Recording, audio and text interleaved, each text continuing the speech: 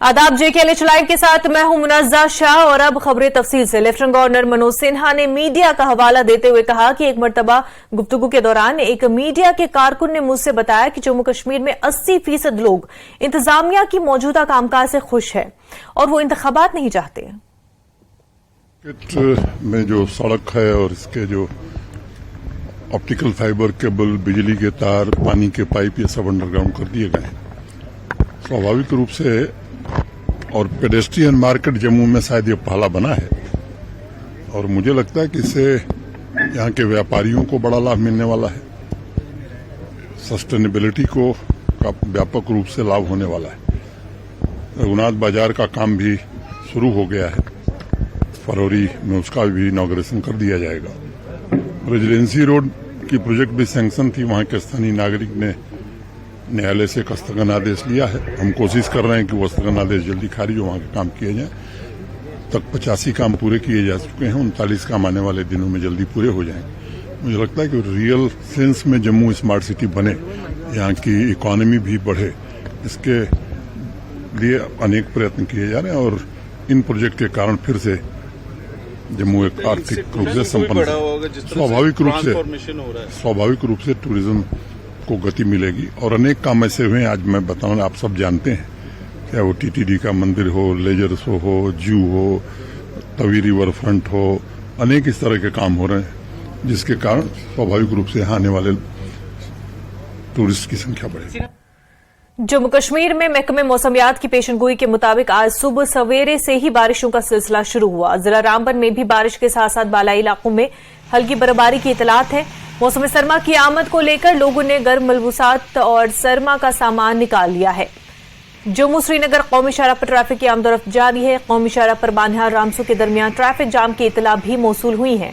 Traffic police हुकाम ने मुसाफिरों से अपील की कि खराब मौसम के चलते एडवाइजरी पर सख्ती से अमल करे ताकि शाहराह पर सफर के दौरान उन्हें मुश्किलात का सामना न करना पड़े। महकमे मौसमियात की पेशनगोई के ऐन मुताबिक आज सुबह से ही जिला रामबन व जम्मू कश्मीर के अतराफ में बारिश और हल्की बर्फबारी का सिलसिला शुरू हुआ।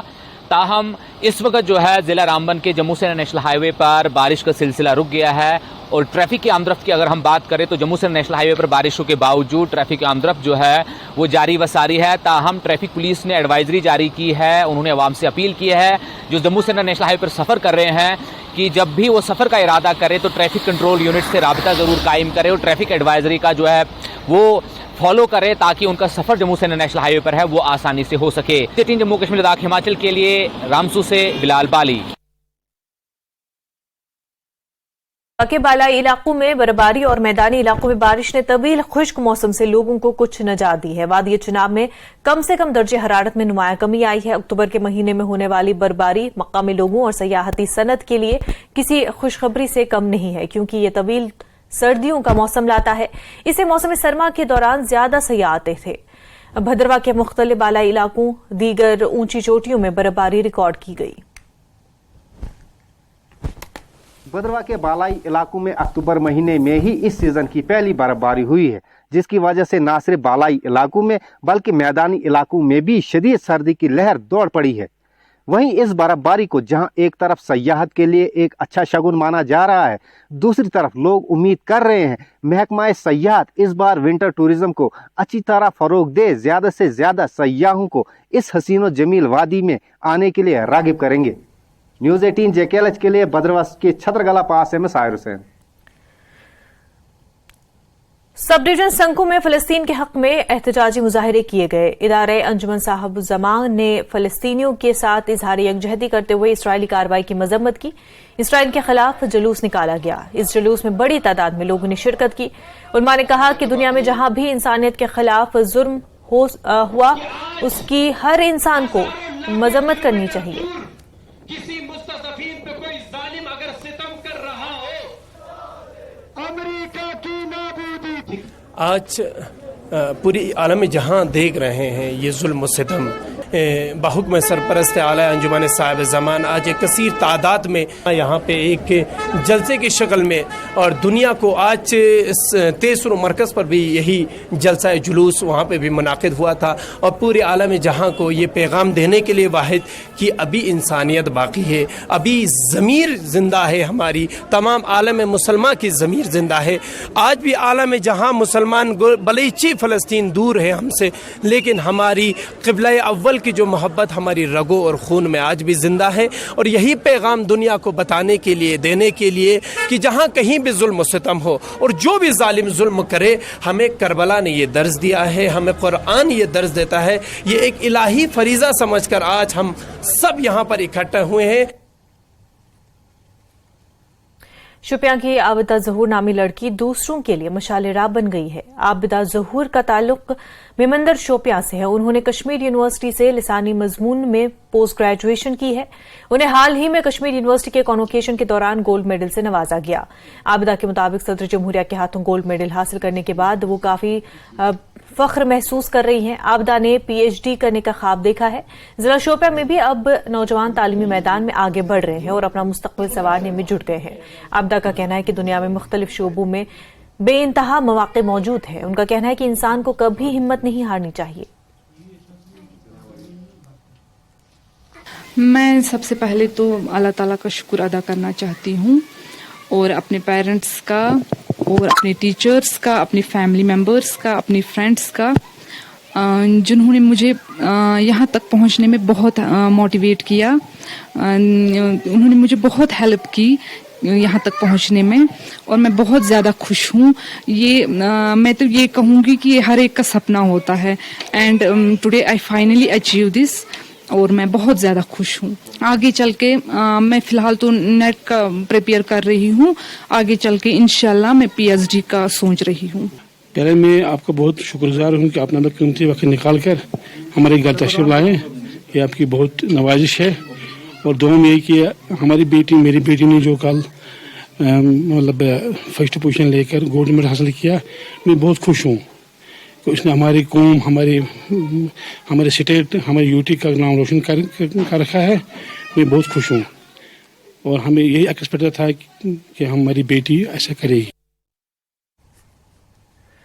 वादी कश्मीर कुदरती खूबसूरती और मेहमान नवाजी के लिए मशहूर है। मुंबई से ताल्लुक रखने वाले एक बुजुर्ग जोड़े का कहना है कि 1966 में उनकी शादी हुई थी। तब वो हनीमून के लिए सयाहती मकाम गुलमर्ग आए थे। इसके बाद आज वो एक मरतबा फिर गुलमर्ग पहुंचे हैं और यहां खूब लुत्फअंदोज हुए। उनका कहना है कि आज तक उन्हें मौका नहीं मिला कश्मीर आने का, ताहम जिंदगी के इन आखिरी लम्हात में वो दुनिया की इस जन्नत की सैर के लिए आए। इस जोड़े ने कश्मीरी मेहमान नवाजी की खूब तारीफ की। उन्होंने मुल्क के लोगों से अपील की कि वो गुलमर्ग आएं। उनका कहना है कि ये दुनिया की खूबसूरत तरीन जगह है। 79 है। बोलो यहाँ पे आपने हनीमून मनाया शादी के बाद? हाँ, शादी के बाद हाँ 1966 में हमारी शादी हुई थी और तब हम इधर कश्मीर आए थे। अभी कितना साल हो गया? 50-55 साल हो गया, बाद में आया दूसरी बार। अच्छा, आज कैसा लगा आपको? बहुत अलग है, पहले का ना अभी का अलग हो गया है सब। अभी अच्छा है बहुत। तो क्या कुछ मैसेज देना चाहेंगे आप बाकी लोगों को? हम इतना कहते हैं कि इधर घूमने को सब आओ, इधर वेदर भी अच्छा है, सब तुम लोग भी सब मानस भी अच्छा है, इधर का सब अच्छा है। इधर गंडोला की सवारी की उस जमाने में गंडोला नहीं था जब आप आए थे? हाँ, गंडोला नहीं था। तो आज गंडोला भी है और ये इसमें राइड आपने की है, सवारी की, कैसा लगा? बहुत अच्छा लगा। 1960 में आया था, अभी आया था, बहुत अच्छा लगा। वेरी वेरी इम्पोर्टेंट हो गया, अच्छा है। तो उस जमाने में गंडोला नहीं था? हाँ, तो भी हम आए थे, भारत में घूमे थे उधर क्या बोलते हैं, हॉर्स पे गए थे। इधर का peoples are very good and this खाना भी अच्छा है, वेदर अच्छा है, कश्मीर से देखने लायक है बस सबको। नाज़रीन, आपने सुना है कि किस तरह से 60 की दहाई से पहले ये जोड़ा जो है यहाँ हनीमून, शादी के बाद हनीमून उन्होंने गुलमर्ग में मनाया है और आज यहाँ 60 साल के बाद फिर यहाँ इस गुलमर्ग की हसीन वादियों में उन्होंने यहाँ पे लुत्फ़अंदोज़ हुए हैं। और इस तरह उन्होंने एक मैसेज दी है कि जिस तरह 1960 में ये यहाँ पे आए थे, 1967 में यहाँ पे उन्होंने हनीमून मनाया है और इस हसीन वादी में, और आज दोबारा उनकी वो ताज़ा जो याद है वो ताज़ा हुई है और ये मैसेज दे रहे हैं कि तमाम सयाहों से वो गुलमर्ग आए, कश्मीर आए और इन हसीन वादियों का लुत्फ ले। न्यूज़ 18 जम्मू कश्मीर के लिए मैं गुलमर्ग से मुनीर हुसैन हुर्रा। इको टूरिज्म को फरोग देने के लिए बांडीपुरा फॉरेस्ट डिवीजन पिछले 2 साल से ट्रैकिंग को बढ़ावा देने की जानिब काफी तवज्जो दे रहा है। महकमे जंगलात के मुताबिक पूरे फॉरेस्ट डिवीजन में कई ट्रैकिंग रूट्स की निशानदेही की गई है। इन रूट्स पर ट्रैकर्स की सहूलियत के लिए साइन बोर्ड भी नस्ब किए गए हैं। महकमे जंगलात के मुताबिक ट्रैकर्स की सहूलियत के लिए गाइड भी दस्तियाब रखे गए हैं ताकि ट्रैकर्स को किसी मुश्किलात का सामना न करना पड़े। बांडीपुरा के अलावा गुरेज में भी कई ट्रैकिंग रूट्स को फाल बनाया गया है।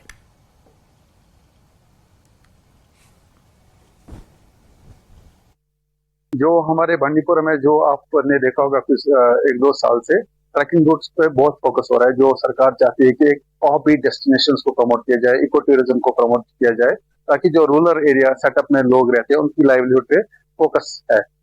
जो बांडीपुरा डिवीजन में हमारे पास इस वक्त 5 ट्रैक रूट जो ऑपरेशनलाइज है, उसमें कैटसन ट्रैक रूट है, छोटा मन्ना ट्रैक रूट है। अभी हमने पीसीएस साहब का विजिट था गुरेज, तो वहाँ पे उन्होंने पातलवन ट्रैक रूट इनॉग्रेट किया। हमारा शीरासर ट्रैक रूट है, तो हमारा रेगुलर मूवमेंट रहता है। हमने साइनेज डेवलप की है, गाइड्स अवेलेबल रखे हैं, और जो जिसको भी ट्रैकिंग करनी होती है वो परमिशन के लिए अप्लाई करते हैं, तो हम उनको परमिशन भी देते हैं। 2 रोजा ज़ंस्कार फेस्टिवल पद्म ज़ंस्कार में जारी है और फेस्टिवल का आगाज टूरिस्ट सर्किट हाउस से टीआरसी तक एक बहुत बड़े सकाफती ग्रुप के जुलूस के साथ होता है। फेस्टिवल में लद्दाख और हिमाचल प्रदेश के मुख्तलिफ इलाकों बशमूल कुंवर केलोंग सप्ती के फनकार हिस्सा ले रहे हैं। सयाहत और सकाफत के सेक्रेटरी काचू महबूब अली ने ज़ंस्कार के SDM Sonam Dorje, deputy secretary cultural academy Kargil और दीगर मौजूदीन की मौजूदगी में मेले का इफ्तिताह किया। लोकगीत और रक्स, दीगर रंगारंग प्रोग्रामों का इनकाद हो रहा है। रिवायती मलबूसात और मकामी खानों की नुमाइश करने वाले मुख्तलिफ स्टॉल्स की नुमाइश मेले की खास तवज्जो थी।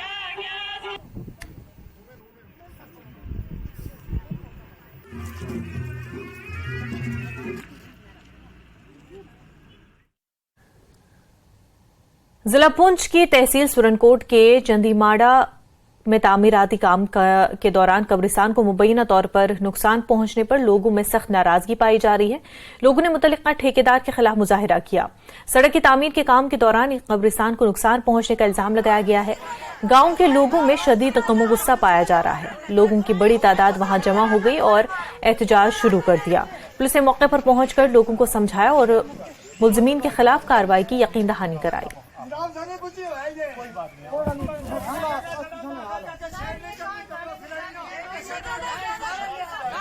ग्रेड आप बनाओ आगे, तो पीछे अभी नहीं लगाना जब तक हम इसको ग्रेड बनवा के यहाँ पे दंगे लगवा के तो फिर हम इसको पीछे मशीन लगवाएंगे। सर जो यहाँ का सरपंच है वो दोनों भाई ठेकेदार भी खुद बने हुए, जे भी खुद बने हुए। सर मैं दिन को यहाँ इस लड़के को बोला, मैंने ऑपरेटर को, यहाँ मशीन मत लगवाओ, कब्रिस्तान है यहाँ पे। लोग इन गरीबों को पहले भी उन्होंने दबाया हुआ है। आवास योजना के जरिए हर गरीब को मुस्तकिल मकान फराहम करने का काम किया जा रहा है, मगर कुछ इलाकों में लोगों का इल्जाम है कि मुस्तहिक अफराद को इस स्कीम से महरूम रखा जा रहा है। अखनूर के खुरसब डिवीजन के गांव हमीरपुर के वार्ड नंबर 2 की रहने वाली एक बुजुर्ग खातून सत्या देवी घास से बनी झोपड़ी में रहने पर मजबूर है और घर में बैतुल खुला न होने की वजह से उन्हें काफी परेशानियों का सामना है। गुर्बत की जिंदगी गुजारने वाले इस खानदान ने सबसे अपीलें की, लेकिन सिर्फ यकीन दहानियां ही मिली। उन्होंने इंतजामिया से अपील की कि उन्हें प्रधानमंत्री आवास योजना के तहत जल्द अज जल्द एक मुस्तकिल मकान और बैतुल खुला फराहम किया जाए ताकि वो बेहतर जिंदगी गुजार सके। माना साहब छत्या अच्छा कुत्थै रौंदे तुस? मेर पढ़ना वा। अच्छा मतलब केह् प्रॉब्लम आ भैया तुसें दी मकाना दे लिए?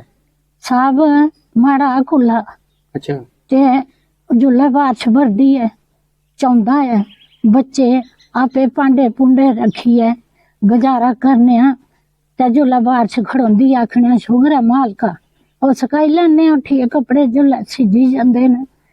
सारा टुटी गेदा है। माड़ा पुत्तर बेचारा दिहाड़ीदार 6 जीव खाने आह्ले, इक दिहाड़ी लगदी म्हीना लगदी है नहीं।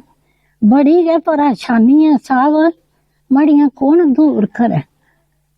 ये साहब हुंदे गारज है मिगी मकाने दे और फ्लैक्स नी माड़ी में अन्नी मुन्नी भज्जी गेदियां डिगी पेई उत्थै जन्नी लोग लंघी जंदे कोले अखियां गथ करिए मैं टट्टी बैठी दी होनी आ मैं के करा। सर मेरा नाम मीनू देवी है, मेरी पंचायत हमीरपुर है, वार्ड नंबर 2 दी पंच है मैं। सर ये मेरे गुआंढी ने सर, इन्हें दी ना कोई भी मकान दे पैसे नहीं मिले दे है। जोले कोई बारिश वगैरह आंदी है सारा पानी इनके अंदर आंदा है ते सर ये भांडे रखी रखिए बेचारे अपना टाइम पास करते ने। ते इन्हें मैं अपील करनी तुंदे अगे कि इन्हें कोठे दे पैसे इंदा लब्भने चाहिए, इंदा कुछ ना कुछ होना चाहिए। SDM साहब अगे, तहसीलदार मैडम अगे, BDO साहब अगे मेरी विनती है कि इंदा कुछ ना कुछ होना चाहिए।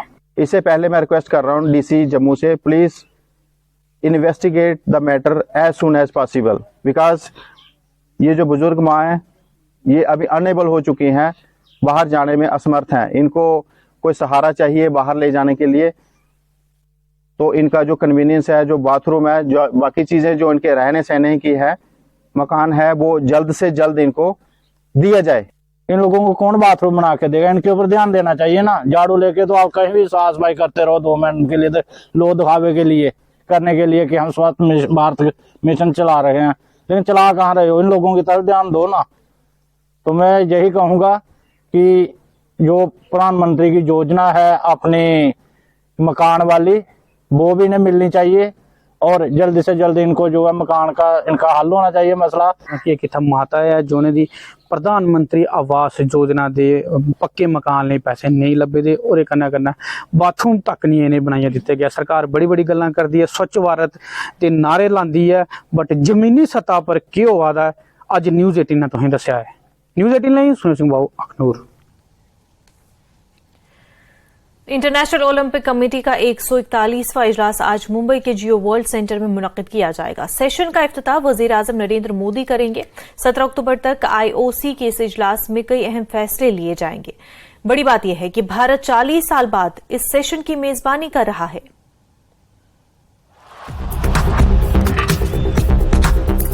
दुनिया में खेलों के सबसे बड़े आयोजन ओलंपिक की ओर भारत का बड़ा कदम बढ़ चुका है।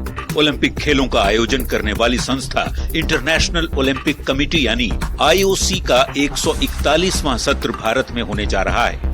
G20 के बाद भारत में ये दूसरी सबसे बड़ी अंतर्राष्ट्रीय बैठक होने जा रही है। भारत में IOC के 141वें सत्र का होना बहुत बड़ी बात है। यह दूसरी बार है जब भारत में अंतर्राष्ट्रीय ओलंपिक समिति की बैठक हो रही है। 40 साल पहले 1983 में नई दिल्ली में IOC का 86वां सत्र आयोजित हुआ था। एक बार फिर भारत में IOC का सत्र का होना अंतर्राष्ट्रीय खेल के क्षेत्र में भारत के बढ़ते कदम का सबूत है। मुंबई के जियो सेंटर में प्रधानमंत्री नरेंद्र मोदी 14 अक्टूबर को IOC के 141वें सत्र के ओपनिंग सेरेमनी का उद्घाटन करेंगे। सत्र में अंतर्राष्ट्रीय ओलंपिक समिति के अध्यक्ष थॉमस बाक, सेबेस्टियन कोए और रॉयल्टी जैसी बड़ी हस्तियां हिस्सा लेंगी। इसके साथ साथ सत्र में प्रिंस अल्बर्ट सहित 70 से ज्यादा ओलंपिक मेडलिस्ट भी हिस्सा लेंगे।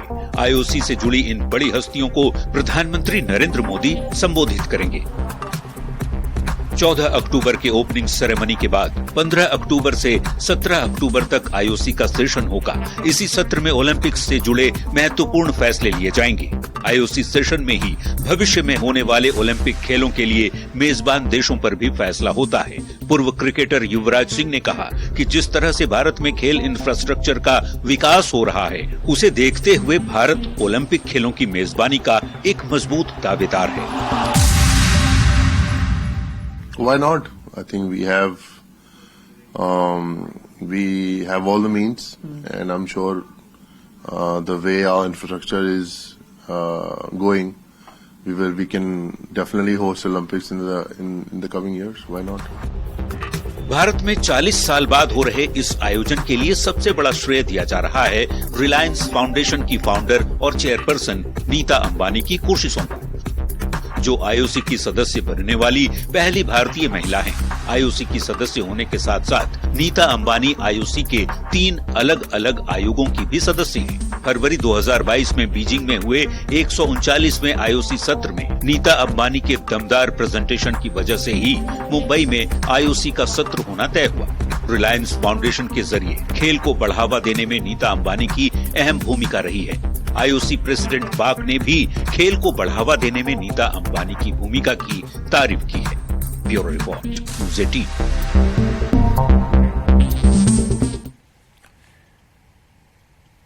आगे बढ़ते हैं। जीपीएपी के चेयरमैन गुलाम नबी आजाद ने कहा है कि जम्मू कश्मीर में बेरोजगारी एक बड़ा मसला है। वो जम्मू में मीडिया से बात कर रहे थे। उन्होंने कहा कि इंतजामिया को इस मसले को हल करने की जरूरत है ताकि मुख्तलिफ सरकारी महकमों में यौमिया इजरत पर रखे गए तालीम याफ्ता नौजवानों को अच्छा मुआवजा मिल सके।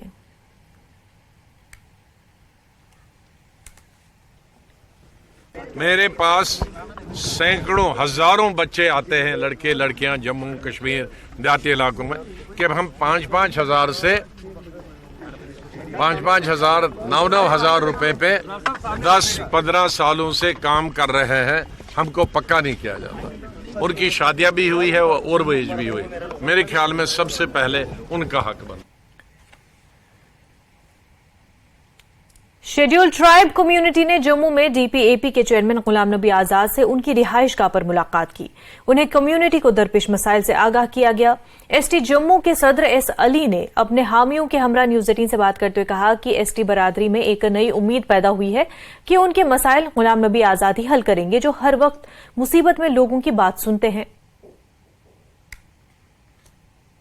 जो जम्मू प्रोविंस की अगर जिम्मेदारी दी है तो मैं बड़ी ईमानदारी से, बड़ा वफादारी से आजाद साहब की पार्टी को भी मजबूत करने का काम करेंगे और अपनी बरादरी को, खासकर गुज्जर कम्युनिटी को, खासकर एसटी बरादरी को, जो भी इनके मसले मसाइल हैं, क्योंकि ये बरादरी जिन्होंने भी सियासत की इन बरादरियों के नाम पर, वो किसी भी पार्टी के हों, वो लीडर हों, लेकिन इनको हमेशा गुमराह किया गया, इनको हमेशा जूझ किया गया, इनसे हमेशा नारे मरवाए गए। लेकिन जब भी इन पर कोई मुसीबत, कोई वक्त बुरा आया तो मुझे लगता है चाहे हमारे बरादरी के लोग हों, चाहे पार्टी के लोग हों, कोई खड़ा नहीं हुआ। तो आज जैसे जम्मू कश्मीर में एक उम्मीद जागी है, एक लोगों में एक उम्मीद सी आगे है कि जनाब गुलाम नबी आजाद साहब ने एक नई पार्टी बनाई है। एक उम्मीद जागी है कि अगर इस मुसीबत से, इस दलदल से हमें कोई निकाल सकता है तो वाहिद एक शख्सियत है जिनका नाम गुलाम नबी आजाद साहब। जेकेएल लाइव में फिलहाल इतना ही। बराबर बने रहे न्यूज़ 18 जम्मू कश्मीर लद्दाख हिमाचल के साथ। आदाब।